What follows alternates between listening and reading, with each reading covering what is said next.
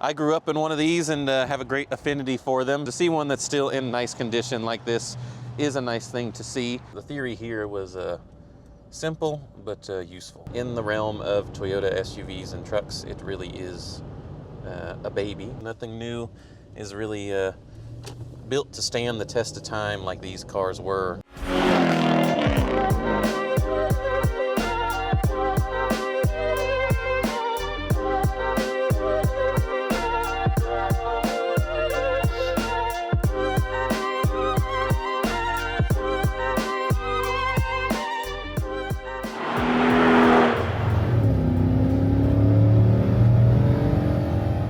Hey everyone, and welcome back to DC MotorWerks. My name is Cameron, and today we brought you another first generation Sequoia. If you watched our last auction or last YouTube video on the Sequoia, on the white one we had, I grew up in one of these and have a great affinity for them. So now that they've become kind of that cult following we've talked about with these older four-wheel drive Toyota trucks, is that I keep acquiring them. So this is a 2006 model, also limited four-wheel drive. Almost the exact same, but this one is in arguably what I think is a better color. This is Phantom Gray Pearl, as they call it. Optioned a little bit higher than that one too, but almost exactly the same. The only kind of differences between this one is it has the factory rear entertainment and the navigation system. But other than that, it's about the same. But this one has a few more miles, but again, kind of gone through it the same way we do everything here at DC. Coming around the side, you can see it is a normal SUV use, but has a few little scratches and stuff from throughout the years. But this one has 138, coming up on 139,000 miles. A lot of these were used for family duty and so forth, or towing the boat and that kind of thing. So they got used and abused. So to see one that's still in nice condition like this is a nice thing to see. But coming around the back, all the important thing is that this one is the four-wheel drive model. One thing I forgot, this one is equipped with the rear spoiler, which looks really good on the Sequoia. I think they all should have had them, but it was an option nonetheless. And of course, the favorite wheel is these graphite twin 5-spoke 17-inch wheels. And of course, this one being a luxury package as well, is equipped with the rear air suspension. And we did replace the rear air springs on this one, so everything is working properly there. And kind of the normal, the center caps peel a little bit. That's pretty common on these. Usually they just go missing, the little tabs break and they disappear. And it's funny, this one actually has a bull bar on it, just like the white one did. So we left that in place. But overall, pretty straight truck, you know, just a couple little scratches here and there. Like I said, great for something that was normally used for family duty and that sort of thing. But we'll go ahead and fire it up for you.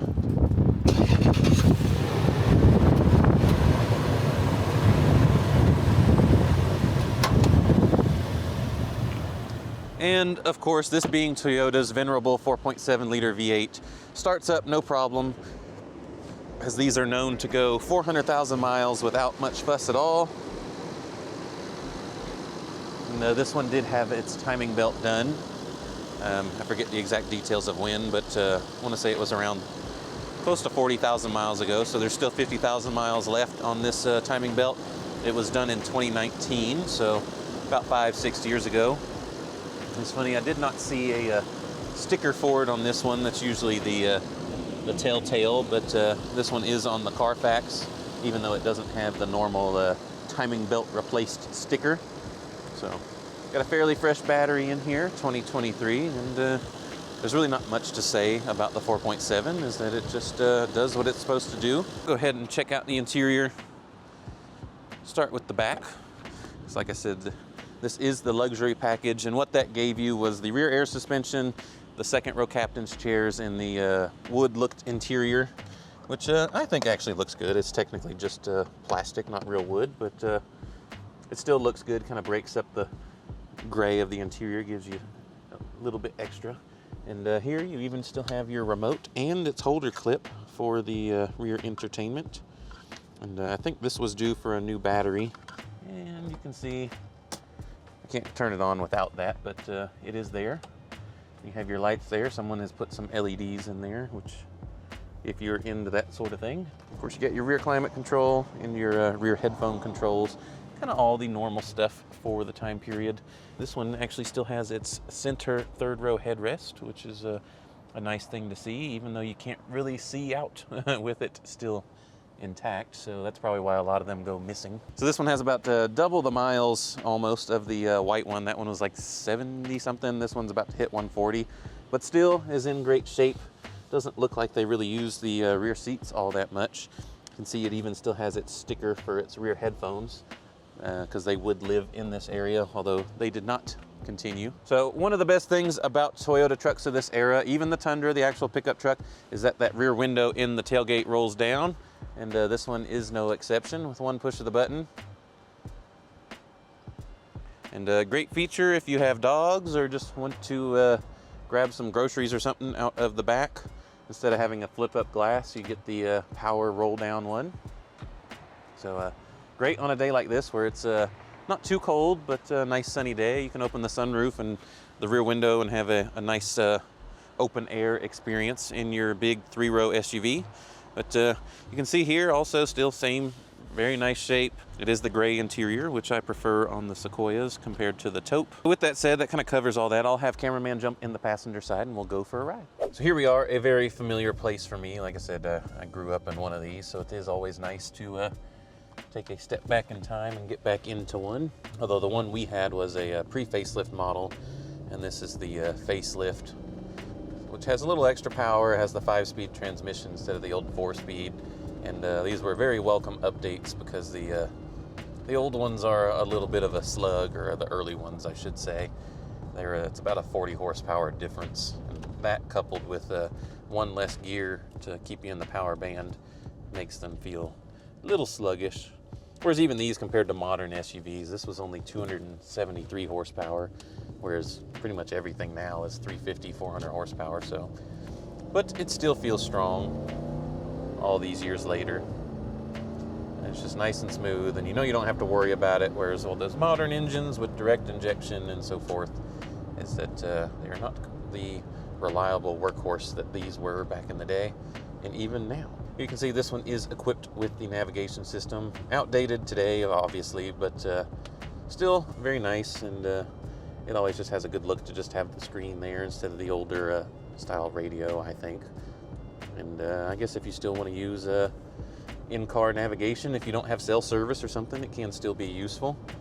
But down here you can see how nice all the buttons still are. You know, all the lettering is nice and clear. The buttons aren't shiny, which means they haven't been rubbed clean or rubbed with body oils and so forth. But heated seats, which are still working, which is kind of the consensus for older Toyota stuff, is that they just kind of work. One of my favorite things about these is just how large the sunroof is.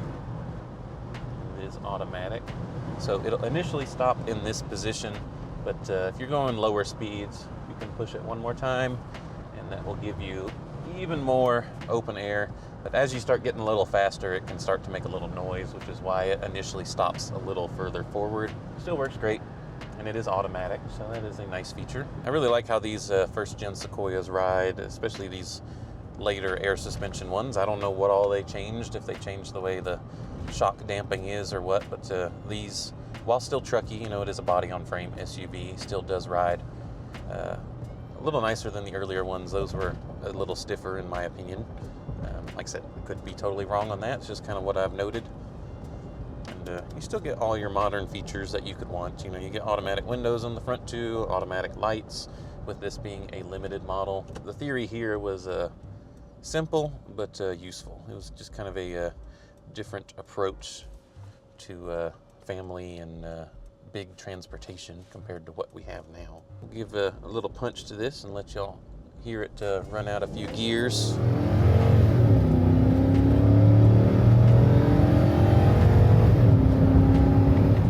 So it gets up to 60 without a fuss. You know, it still has a good amount of punch. It feels a lot stronger than its 273 horsepower suggests, but it is like 330 or so pound-feet of torque, so, which is what you want in an SUV, and to haul things around is the torque to pull you along. With the 5-speed transmission, you get a little more to play with, like I said, compared to the earlier ones.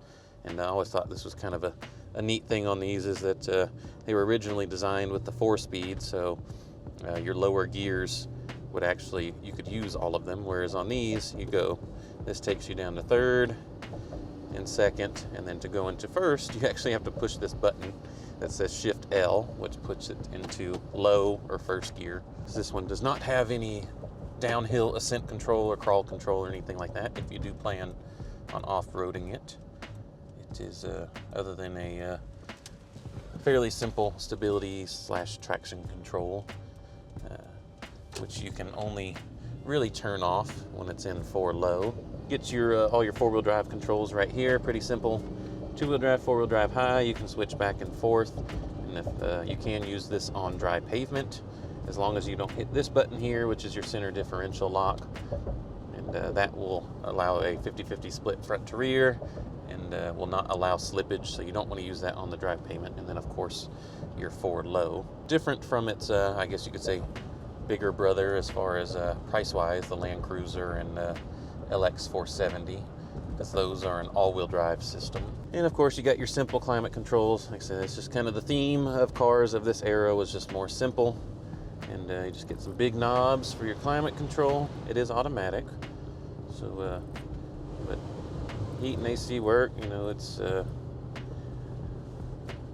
just all you can need. It's just simple, you know, no dual zone or anything like that. And here we're doing about 50, and still, if you punch it, it still has reserve power and kicks down pretty quickly, being an old torque converter automatic. These are all about longevity. You see these pretty regularly with 300,000 and 400,000 miles.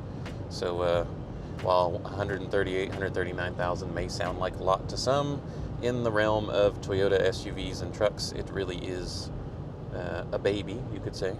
Not too crazy body roll, although I wouldn't call this a canyon carver by any means. But like I said before, I grew up in one of these. We sold one not too long ago, and this is the next one, and I plan to have more in the future. I actually have another one on the way, and that just, you know, because these are so great, and you know, when you don't have as many options today, you know, people always ask me, what should I buy? And I'm like, well, honestly, nothing, because nothing new is really built to stand the test of time like these cars were, or trucks, SUVs, whatever you want to call them. This one, in the spec that it is, you know, a fully loaded luxury package with all the goodies, even though like the navigation's outdated, it is still all you could ask for, you know, all the stuff you use on a daily basis. And this one is in one of the best colors, Phantom Gray Pearl with the gray interior. Like I said, the most common was the taupe, and just wasn't my favorite. I think this looks much better, as the taupe just kind of gets dirty and it seems to wear a little more. But if I run across a nice one of those, it will not stop me from getting one of those. These are getting harder and harder to find, especially with lower mileage, because as I've said many times throughout the video, is that people drive these and use them because they don't have to worry about them. And in the realm of cars we live in, being in the service industry ourselves, that is what a lot of people want and are looking for in their next car purchase. So not to sound like the greasy sales pitch, you know, these do have their flaws as well. One of the main ones is the fuel economy, because look at that, you get about 13 miles to the gallon. That's actually one of the higher ones I've seen for driving around town, but that's not much to complain about. It does take regular gas, you don't have to pay for premium, and the best you'll get out of these is about 17. But hey, when you're trading that for Toyota reliability, that's something I'd be willing to take the chance on.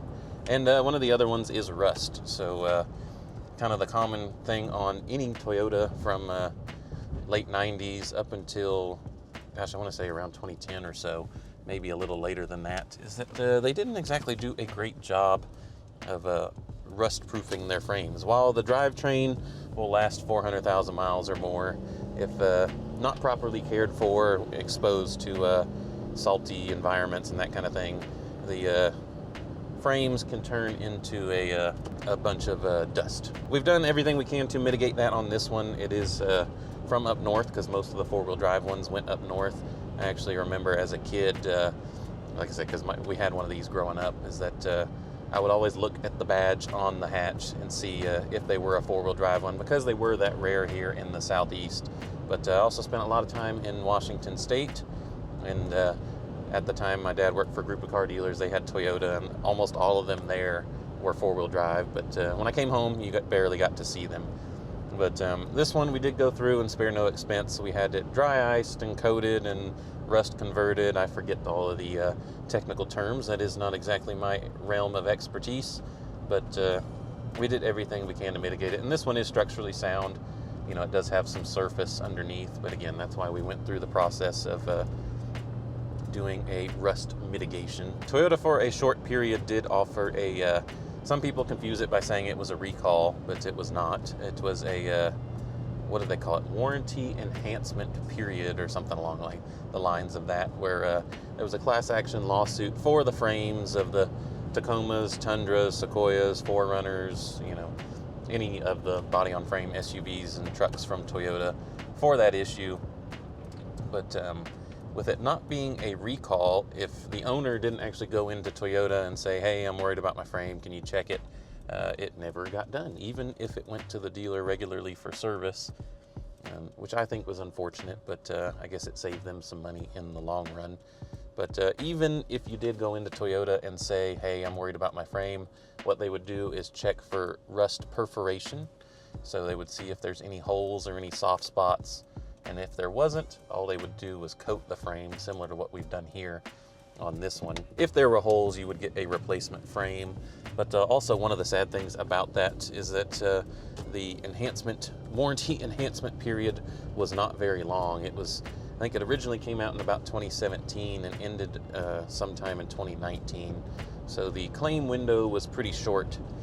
And like I said in the beginning, if you didn't actually bring it up to your service advisor, or, you know, whoever you saw at the service department, it was not something that got addressed. You know, maybe if you had a really nice technician that saw there were holes in the frame, may have brought something up, but you'd have to find a Toyota tech from that time period to see if that is the case or not. But with flat rate and dealing with rust, you know, rust can be notoriously difficult to deal with, getting bolts free and things like that. And if the tech was being paid warranty time to do it, they may not have been very keen on doing so, because they probably would have lost money on how long it took them to replace it. So here we are back at the shop, and enjoyed a great drive in the Sequoia. As like I said, these are great SUVs, and people have aspired to them over the last many years. They used to just be a used car, but now people really look for these because of, like I said, all that reliability and just not having to worry about it. And they are super capable. You know, it can tow over 6,000 pounds, and with the rear air suspension, you won't be squatting going down the highway. That it will pump up and do what it's supposed to do. And here you can maybe peek through and see some of the frame there. You can see all the holes are factory, and you can see they're not falling apart. And so, like I said, if it was a really rusty one, we would not keep it. That is our first thing when these come in, is to put it up in the air and poke around the frame, make sure there's no holes, and then get it addressed and mitigated so that you can keep these on the road, because as they continue to get used and abused, it's nice to find nice ones like this and keep them on the road. So this one is live currently on Bring a Trailer, if you're not seeing that from the Bring a Trailer listing. So check that out, bid early, bid often. Let us know if you have any questions, and we look forward to seeing you on the next one.